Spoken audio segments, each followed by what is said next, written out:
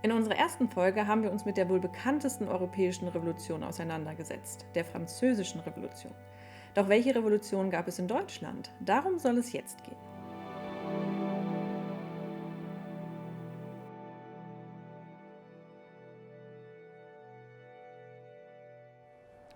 Denkt man an die Deutschen, dann fallen einem vielleicht Begriffe wie Disziplin, Gehorsam und auch Ordnungszwang ein.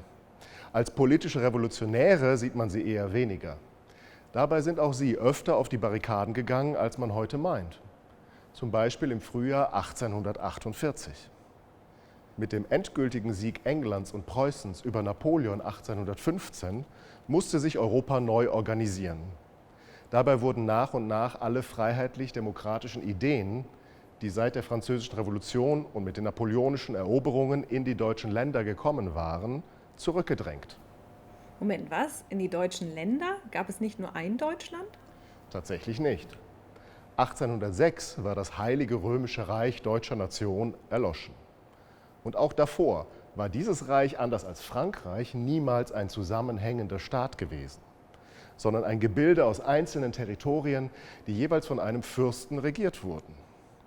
1815 schlossen sich diese deutschen Fürsten zum Deutschen Bund zusammen, der nicht zuletzt der eigenen Machterhaltung diente.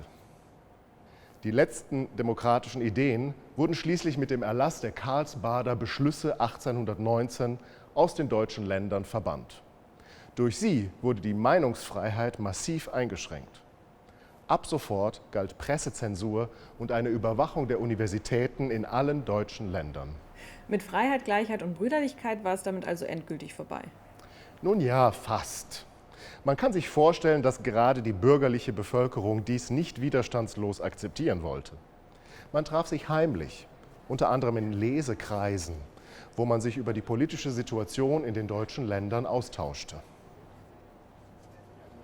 In Berlin eskaliert es schließlich am 18. März 1848, als es zu Barrikadenkämpfen zwischen dem preußischen Militär und der städtischen Bevölkerung kam.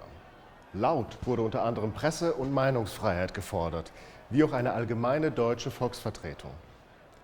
Da der preußische König Friedrich Wilhelm IV. Sich bereit erklärte, die Forderungen anzunehmen, verlor nur die Statue des Königs ihren Kopf und nicht der echte aus Fleisch und Blut.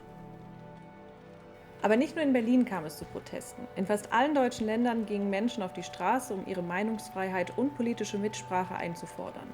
Die Farben der Revolution waren dabei schwarz-rot-gold. Richtig. Diese Farben waren bereits 1832 auf dem Hambacher Fest geführt worden, als man dort nationale und freiheitliche Ideen feierte. Aber warum gerade die Farben schwarz-rot-gold? Manche sagen, dass die Farben auf die napoleonischen Kriege zurückgehen, als sich das Lützowsche Freikorps eine schwarz-rote Fahne mit goldenen Fransen anfertigen ließ. Aber die Tradition reicht noch länger zurück.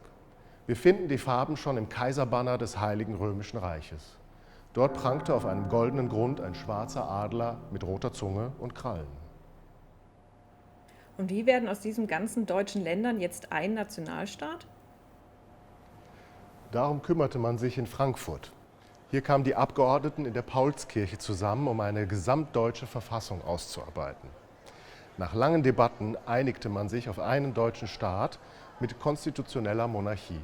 Und der neue Kaiser sollte tatsächlich niemand anderes sein als Friedrich Wilhelm IV. Ausgerechnet der, den Sie vorher noch vom Sockel gestoßen hatten, weil er auf die Revolutionäre anfangs hatte schießen lassen? So richtig wollten ihm die Revolutionäre seinen zur Schau gestellten Verfassungspatriotismus auch nicht abnehmen. Und tatsächlich lehnte Friedrich Wilhelm IV. Das Angebot der deutschen Kaiserkrone im April 1849 ab. Offiziell hieß es, zwischen ihm und Gott solle kein Stück Papier stehen. Gemeint ist hier die Verfassung. Diese haben wir hier.